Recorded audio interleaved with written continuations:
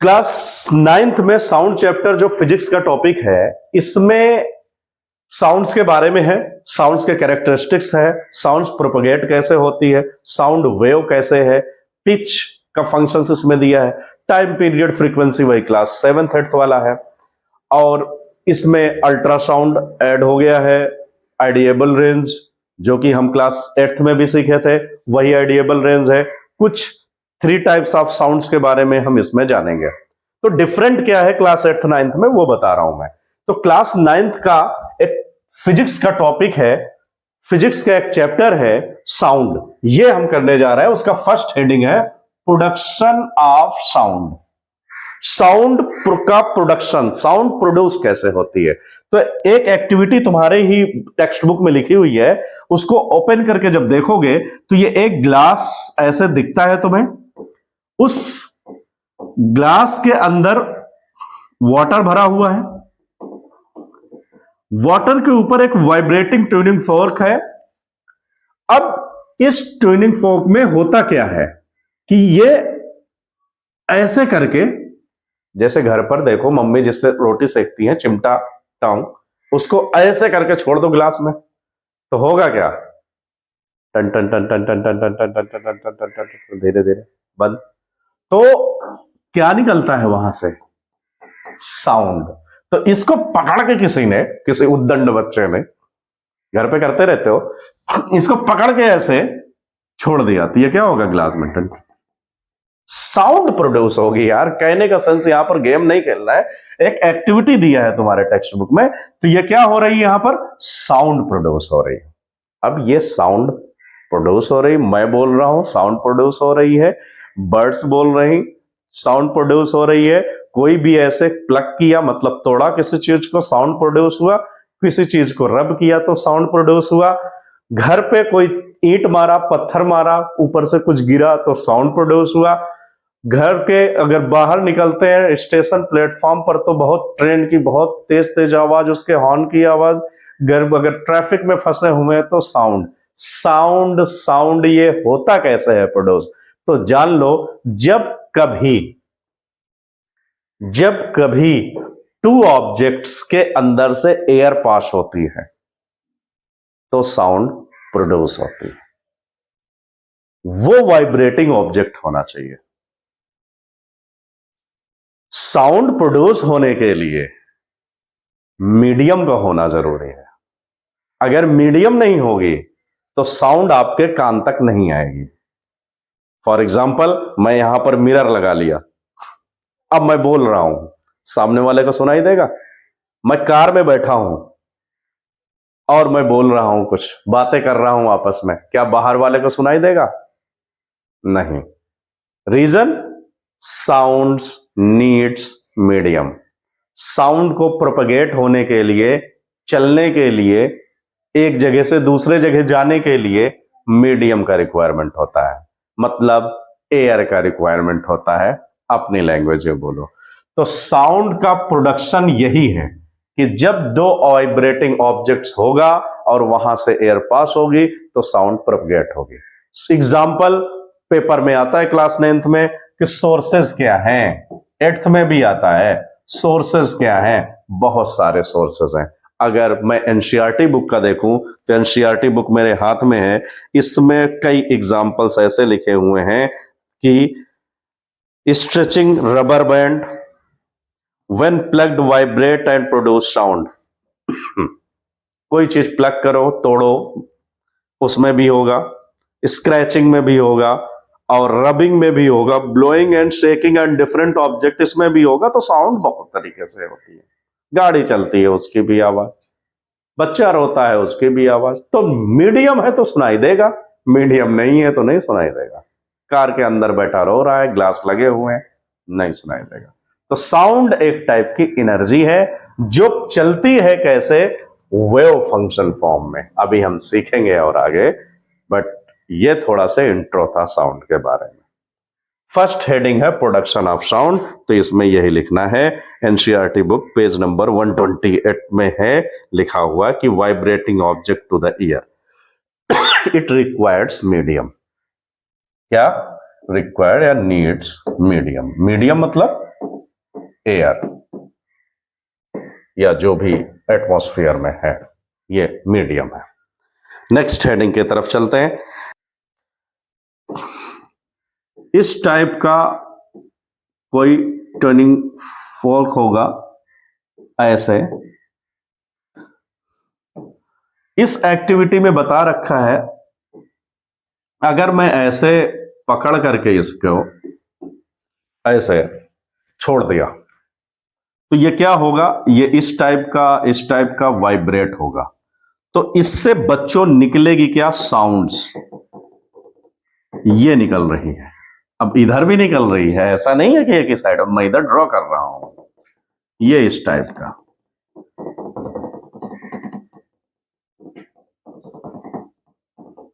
ये साउंड जा रही है। अब ये जो साउंड जा रही है, यहां पर कहीं कहीं डेंसिटी ज्यादा होगी। जहां पे पार्टिकल्स बिल्कुल क्लोजली बाउंड है आपस में, ये और कुछ दूरी पर थोड़ा दूर दूर हो जाएंगे जाकर के, फिर उसके बाद ये बिल्कुल पास पास हो जाएगा। दो वर्ड होते हैं, कंप्रेशन सी, और दूसरा जहां पर पार्टिकल्स दूर हो वो रेयरफैक्शन। साउंड ऐसे चलती है, यूं फिर स्लो, यूं फिर स्लो, फिर यूं। अब साउंड ऐसे जा रही है, अब ये किस फॉर्म में जा रही है, वेव फॉर्म में जा रही है। कैसे, ये यूं ऐसे ऐसे ऐसे ऐसे, ये चली जा रही साउंड। अब जब ऐसे हुआ तो ये देख लो थोड़ा क्या हुआ, compression rarefaction, compression rarefaction, compression rarefaction. जहां तक उसकी पिच होगी, एनर्जी दिया तुमने, वहां तक जाके रुक जाए। मैंने तेज से बोला, यहां से निकली यूं। कभी देखा है ऐसे करके बोलते हुए? क्यों? क्योंकि साउंड्स ज्यादा दूर तक जाए, इधर इधर ना जाए, क्योंकि साउंड्स वाइब्रेट स्प्रेड होती है चारों तरफ।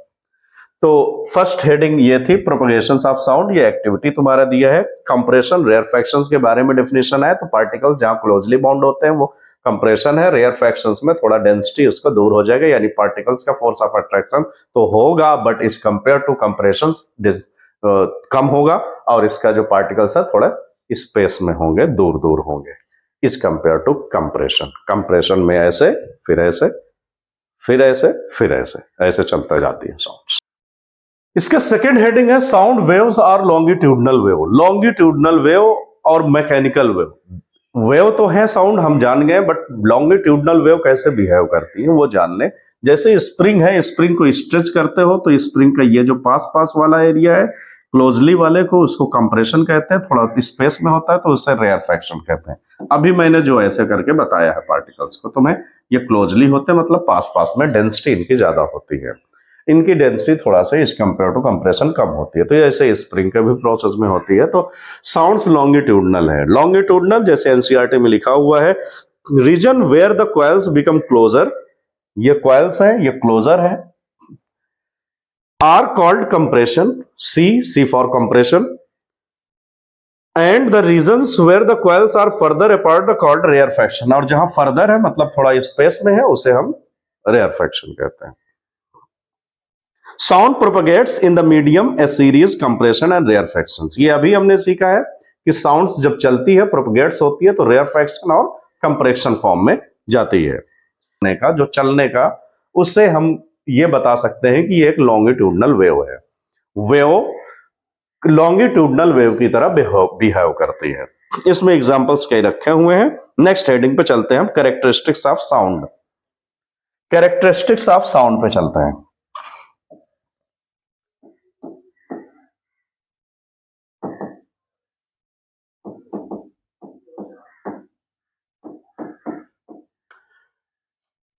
साउंड चैप्टर का सबसे इंपॉर्टेंट टॉपिक है उसका कैरेक्टरिस्टिक्स, और कैरेक्टरिस्टिक्स आएगा तो 3-4 डेफिनेशंस हमें जानना पड़ेगा। सबसे पहले है उसमें फ्रीक्वेंसी। फ्रीक्वेंसी, फ्रीक्वेंसी को हम एन से रिप्रेजेंट करते हैं। अब ये फ्रीक्वेंसी होता क्या है?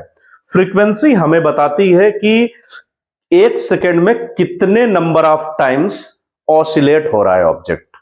अब ये ना समझ में आया होगा तुम्हें, तो देखो इधर, ये कोई सरफेस है, यहां से बॉब टंगा हुआ है, इस बॉब को इधर और इधर जो जाता है ये बॉब, सपोज करो तुम बॉब को नहीं समझते, बीओबी होता है, बाप ना बोलना। ये जो बॉब है ये मीन पोजीशन से, इसे कहते हैं हम मीन पोजीशन, इस मीन पोजीशन से टू एंड फ्रो जो डिस्टेंस कवरिंग हो रही है, डिस्टरबेंस हो रहा है, एक सेकेंड में, 1 सेकेंड में जितने भी ऑसिलेशन हो जाए उसे फ्रीक्वेंसी कहते हैं। क्या? Number of times, number of oscillations per second, number of oscillation per second is known as frequency. अब यहां पर बैठी है कोई लड़की, स्विंग कर रही है यहां से यहां से यहां से, जितना स्पीड उतनी ज्यादा फ्रीक्वेंसी। फ्रीक्वेंसी रिप्रेजेंट कैसे किया? एन से। इसका बुक में एन भी मिलेगा और ऐसे भी करके मिलेगा, न्यू, याद रख लेना, दोनों से रिप्रेजेंट करते हैं, अलग अलग क्लास में अलग हो सकता है। यहां पर तुम्हारे में न्यू कर रहा है और ये रेसिप्रोकल होता है 1/t। टी मतलब time period, time period, time taken to complete one oscillation, time taken to complete one oscillation, one oscillation के लिए जो टाइम लगा उसको टाइम पीरियड कहते हैं। इसका यूनिट सेकंड होता है और फ्रीक्वेंसी का यूनिट हर्ट्ज होता है।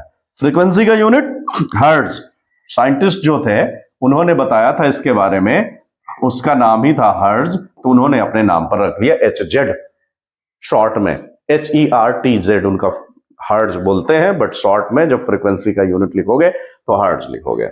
एम्पलीट्यूड क्या है? तो इसी से देखो मैक्सिमम डिस्टेंस जहां तक पहुंचता है फ्रॉम मीन पोजीशन, जो यहां मीन पोजीशन से पहुंचेगा यहां पर भी मीन पोजीशन पहुंचेगा, ये मैक्सिमम जितना भी है उसे कहेंगे हम एम्पलीट्यूड। एम्पलीट्यूड, एम्पलीट्यूड को रिप्रेजेंट किससे करते हैं? ए से। अब ए से रिप्रेजेंट करते हैं तो इसका यूनिट क्या है सर जी? मीटर है। डिस्टेंस ट्रेवल करने हो, डिस्टेंस मीटर में होती है। मीन पोजीशन से जितना इधर और उधर जाती है वो maximum difference, maximum covering distance amplitude होता है, ये हमने सीख लिया। अब इसके बाद है स्पीड, कितनी स्पीड से वो गई, तो इसका एक relation, speed is equal distance upon time होता है, जैसा कि जानते हो। तो यहां पर जब स्पीड पढ़ोगे तो speed v is equal distance कितना होगा, यहां पर एम्पलीट्यूड के थ्रू वो रख लेंगे। अब डिस्टेंस का फार्मूला होता है लैम्डा, और यहां ग्रीक लेटर है लैम्डा। लैम्डा के बारे में अगर जानना चाहो तो लैम्डा होता क्या है? Wave length. लैम्डा को क्या बोलते हैं? Wave length. ये ग्रीक लेटर है, ऐसे रिप्रेजेंट करते हैं वेवलेंथ को। वेवलेंथ क्या है? अब अगर वेवलेंथ के बारे में हो तो वेवलेंथ, ये ऐसे जब साउंड चलती है ये ऐसे, तो ये जो अपर पार्ट है ये, इसे कहते हैं क्रेस्ट। ये नीचे वाला जो है इसे कहते हैं ट्रफ। तो ये क्रेस्ट टू क्रेस्ट सेकंड वाले की डिस्टेंस को हम वेवलेंथ कहते हैं। क्या बोलते हैं? वेवलेंथ। और इसको रिप्रेजेंट किससे करते हैं? लैम्डा से। रिप्रेजेंट हम इसको लैम्डा से करते हैं। तो क्रेस्ट टू क्रेस्ट की डिस्टेंस, जब वेव यू यू यू चलती है तो जो अपर वाले होते हैं उसे हम कहते हैं लैम्डा, वेवलेंथ। अगर यहां से डिस्टेंस तुम्हें हाफ चाहिए तो ये हो जाता है लैम्डा बाई 2। तो क्रेस्ट टू ट्रफ की डिस्टेंस लैम्डा बाई 2 मतलब हाफ। तो यहां पर जब रिलेशन तुम पढ़ोगे तो डिस्टेंस जो लैम्डा में है upon time T, time period, तो ये एक रिलेशन हो जाता है इसमें। अगर इसी का रिलेशन टी क्या होता है? टी मतलब टाइम पीरियड होता है फ्रीक्वेंसी के रेसिप्रोकल। तो यहां पर पुट करो इसकी वैल्यू तो कितना हो जाएगा? v इज इक्वल हो जाएगा लैम्डा, और t की प्लेस पर रखोगे 1/न्यू, तो ये ऊपर रेसिप्रोकल होके चला जाएगा। तो हम कह सकते हैं speed is equal wavelength into frequency, wavelength into frequency. This is the relation between speed and frequency time period. Okay, wavelength भी पता चल गया। अब नेक्स्ट एक्टिविटी में चलते हैं। साउंड चैप्टर में आपके एनसीईआरटी बुक में ये दो डायग्राम बने हुए हैं। ये क्या बताते हैं? ये रिप्रेजेंट करते हैं कि पिच कैसी है। पिच क्रिकेट वाली नहीं, एक्चुअली बोलने वाली पिच। उस पिच में ये जो पिच है ये लो पिच वाली है। ये जो पिच है ये हाई पिच है। कैसी? High pitch. पिच क्या बताती है हमें? पिच क्या बताती है? हम जब बोलते हैं तो हमारी श्रिलनेस और लाउडनेस कितनी है, ये कौन डिसाइड करता है?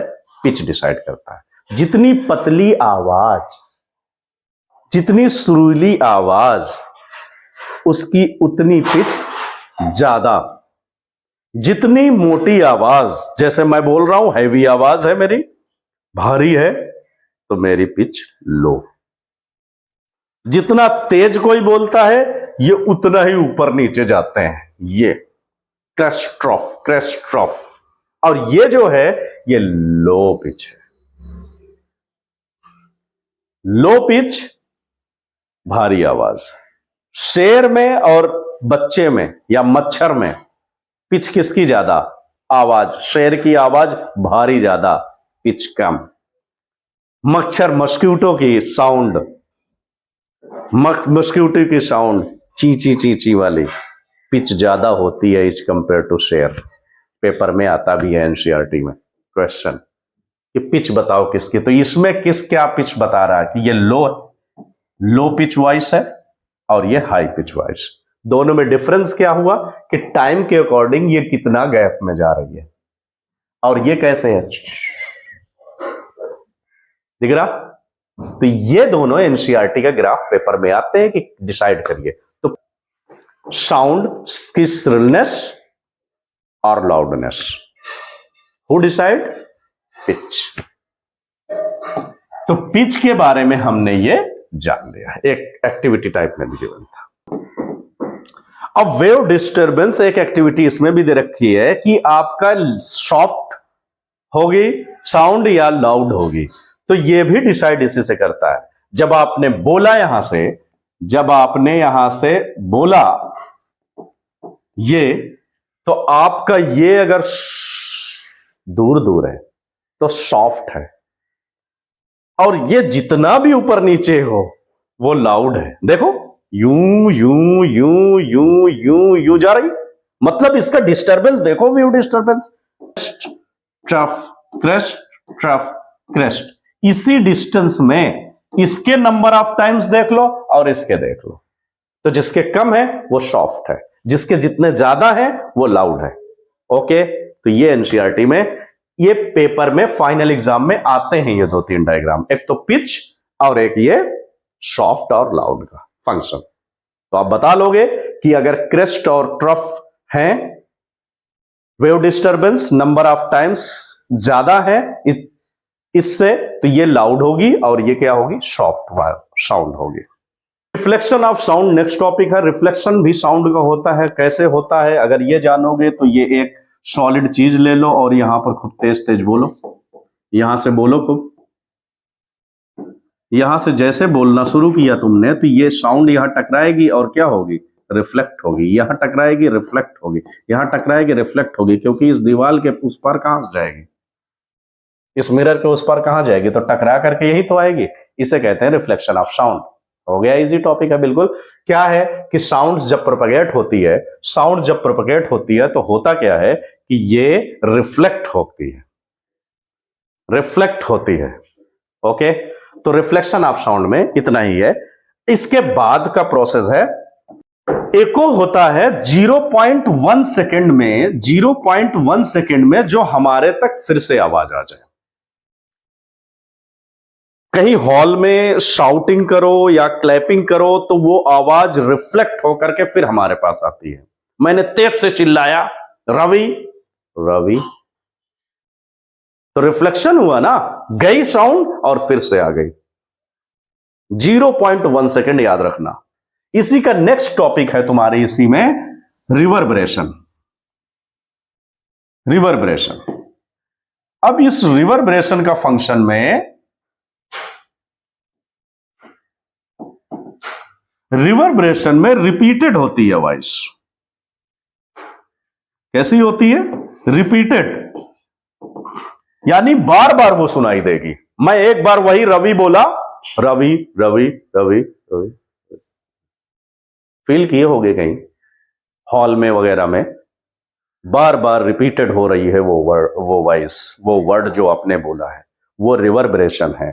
जो वन टाइम हो, आपको सुनाई दे 0.1 सेकंड के अंदर, 0.1 सेकंड में तुरंत, तो वो रिफ्लेक्शन ये भी है, रिफ्लेक्शन ये भी है, और रिफ्लेक्शन ऑफ साउंड की ये दो पार्ट है।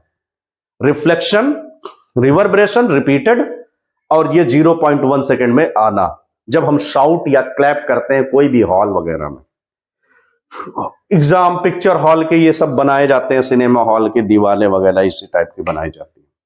इको के लिए बहुत सारे एग्जाम्पल्स आज यूट्यूबर्स वगैरह लगाए रहते हैं, जहां पर स्टूडियो हो वहां पर गद्दे रख दिए या स्पंज रख दिए, जिससे जब बोलते हैं आवाज तो एको ना आए, वो क्या हो, उसी के अंदर एब्जॉर्ब हो जाए वॉइस। जितना रफ सरफेस होगा वो जाकर के एब्जॉर्ब हो जाएगा, जितना वो टाइप होगा, प्लास्टर टाइप में होगा, स्मूथ सरफेस होगा, उतना ज्यादा रिफ्लेक्शन होता है।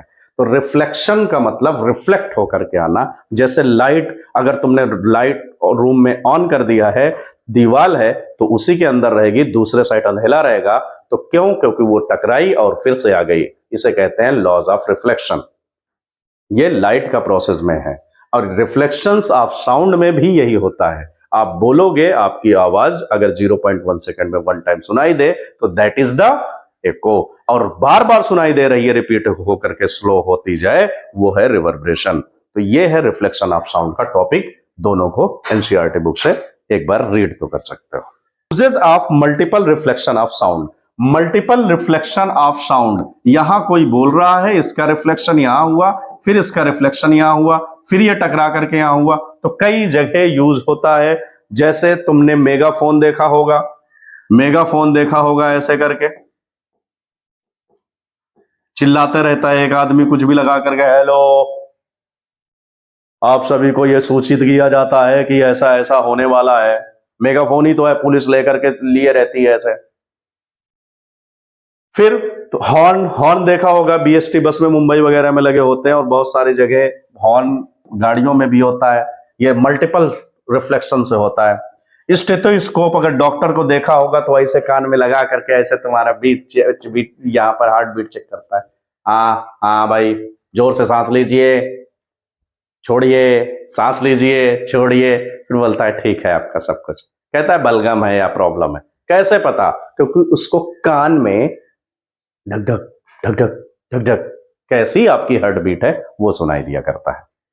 अगर उसको कभी लगा करके 2 मिनट के लिए देखना प्रैक्टिकली, उसको जैसे लगाओगे दुनिया में क्या चल रहा है पता ही ना चलेगा। इतना ज्यादा कान में लगाने पर होता है। सामने कौन बोल रहा है कोई फर्क नहीं पड़ता, उसको लगाने के बाद, निकालने के बाद सुनाई देता है। क्यों? क्योंकि बिल्कुल फिट हो जाता है वो कान में, और सिर्फ वो बीट सुनाई देती है, काफी तेज। तो आला भी कहते हैं हिंदी में, स्टेथोस्कोप इंग्लिश वर्ड है। मेगाफोन, हॉर्न, स्टेथोस्कोप में हम यूजेस करते हैं रिफ्लेक्शन ऑफ मल्टीपल साउंड का। ये आपकी काम की चीज है, ये लिख लेना। नेक्स्ट है रेंज ऑफ हेयरिंग का प्रोसेस। ये है कि आइडिएबल रेंज जो होती है, जो हमें कानों में सुनाई देती है, वो 20 हर्ट्ज से लेकर के 20 किलो हर्ट्ज की फ्रीक्वेंसी के बीच में अगर कोई वॉइस है तो उसे हम सुन सकते हैं, उसे हम सुन सकते हैं।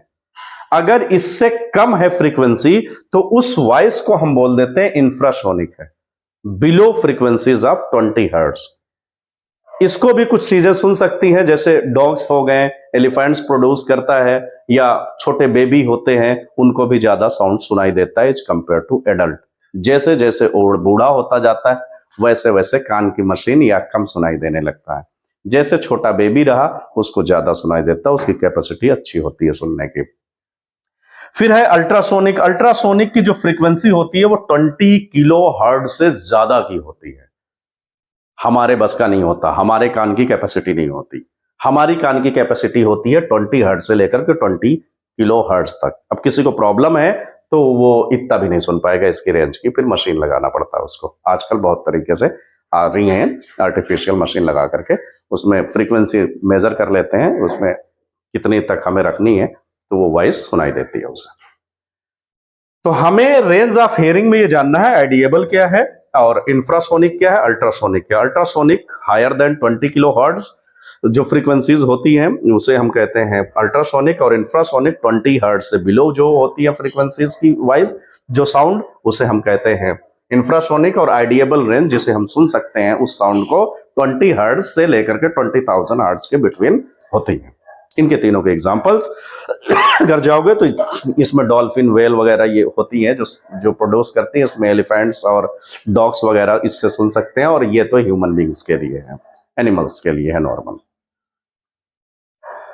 एप्लीकेशन ऑफ अल्ट्रासाउंड का टॉपिक जो है कि कहां पर ये इसका इस्तेमाल करते हैं, कहां यूज करते हैं, तो कई जगह है। जैसे अल्ट्रासाउंड सुना होगा तुमने, अल्ट्रासाउंड होता है किस सोनोग्राफी जिसे हम बोलते हैं।